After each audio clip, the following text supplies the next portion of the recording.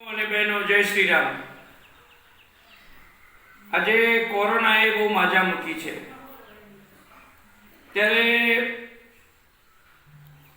સીએચસીમાં ખંભાતમાં RTPCR test થાય છે। કમસે કમ 3 દિવસ પછી તો મળવા જોઈએ, 5, 6, 7 દિવસ થઈ જાય, છતાં જો એમને આ રિપોર્ટો ના મળે, બધાની પાસે મોબાઈલ ન પણ હોય તો ઓનલાઈન આવતા હોય તો આ રિપોર્ટો ન મળે, એવી જો નથી મળતા, જો મળે એવી વ્યવસ્થા તાત્કાલિક કરવી જોઈએ। કમસે કમ 3 દિવસમાં થાય તો મળવા જોઈએ। જો જલ્દીમાં જલ્દી એ જ દિવસે થાય તો વધારે સારું, તો ખબર પડે।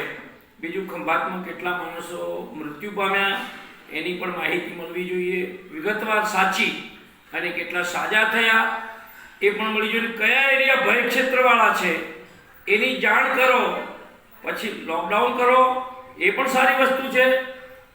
144 દાખલ થાય એ પણ સારી વસ્તુ છે, પણ કયા ભયસ્થાનવાળા વિસ્તારો છે, કયા ગામડા ભયસ્થાનવાળા છે, કયા એરિયા ભયસ્થાનવાળા છે, એની યાદી મોકલો। સરપંચો પર જવાબદારી મૂકી હોય તો એ પણ જણાવો અમને। બીજું, સીએચસી ખંભાતમાં માત્ર 16 વાળા દાખલ થયેલા મારા જોવામાં આવ્યા। સારી વાત છે, બહેનોને બિચારાની પ્રસૂતિના જે નિયમો છે સરકાર એમાં રાહત આપે છે, એ પણ સારી વસ્તુ છે, એમાં મદદ કરે છે, એ પણ સારી વસ્તુ છે। પણ કેટલા બાટલા આવ્યા ઓક્સિજનના, મેં આરટીઆઈ કરી છે, માહિતી પણ માગી છે। રાજકારણીઓ જો આમાં સહકાર આપે, બધા પક્ષવાળાને હું કહું છું, અમે લોકો આવા જાહેર મુદ્દા માટે કોઈ પક્ષને માથે રાખતા જ નથી કે કોઈ પક્ષને કેન્દ્રમાં રાખીને બોલતા નથી। અમારે કોઈ ટિકિટ લેવી નથી કે કોઈ ખોટો ધંધો કરવો નથી, અને લઈશું તો પણ ભ્રષ્ટાચાર વગર લઈશું અમે। બીજું, આપણે આણંદના CDHO એટલે મુખ્ય જિલ્લા આરોગ્ય અધિકારી ફોન ઉપાડતા નથી, અમારો વોટ્સઅપ જુએ છે, મેસેજ વાંચે છે, છતાં જવાબ આપતા નથી। શું કારણ છે, એમનો નંબર શું છે એ જણાવે, અથવા તો એ કેમ વાત કરતા નથી, કોઈ બીજો નંબર છે, અને મેસેજ વાંચ્યો હોય, બીજા કોઈએ વાંચ્યો હોય તો પણ જવાબ તો આપે ને આપણને, પણ જવાબ નથી આપ્યો।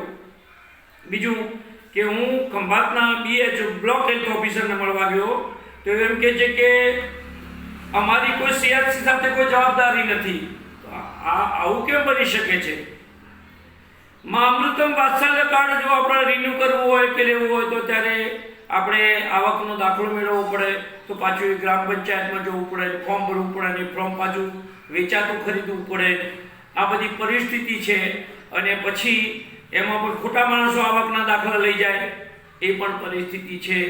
તો એ આવકના દાખલા પછી ટીડીઓ ઓફિસમાં જાય ત્યારે ઓફિસ બંધ હોય, એમાં પરિપત્ર આવ્યા હોય કે હમણાં કરવું નહીં, તો એમને તકલીફ છે તો બીજાને, બધાને, એમને અધિકારીઓનો કોરોનાનો ડર છે તો પ્રજાને ના હોય તો પ્રજા કઈ રીતે મદદ લઈ શકશે, એ પણ અમને જણાવવા વિનંતી છે।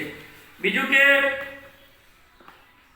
હજુ પણ ક્યાંક મેળાવડા થાય છે, નેતાઓના માટે કાયદા નહીં અને આમ જનતાના માટે કાયદા, એ કેવું નહીં કહી શકાય।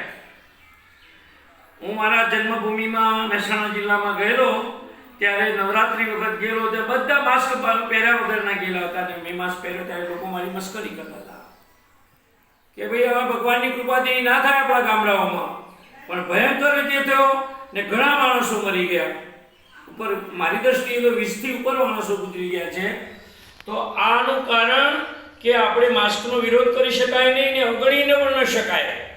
બીજું કે રસી લે બાબતમાં અમારે અહીંયા છતરડી ગામમાં લોકો રસી લેતા જ નહોતા, ને કે એના કંઈક થઈ જાય ને આમ ને તેમ એવી અફવાઓ ફેલાયેલી રસી વિશે। ત્યારે મેં રસી સૌ પહેલાં લીધી, ત્યારે પછી ઘણા બધા આખા ગામના લોકોએ રસી લીધી, તો મેં 2 રસી લીધી છે, રસીઓ સલામત છે, શા માટે લોકો રસી લેતા નથી? હજુ પણ લોકોને ભય છે। અરે ભાઈ, રસી મારી નાખવા માટે થોડી કોઈ સરકાર બનાવે છે?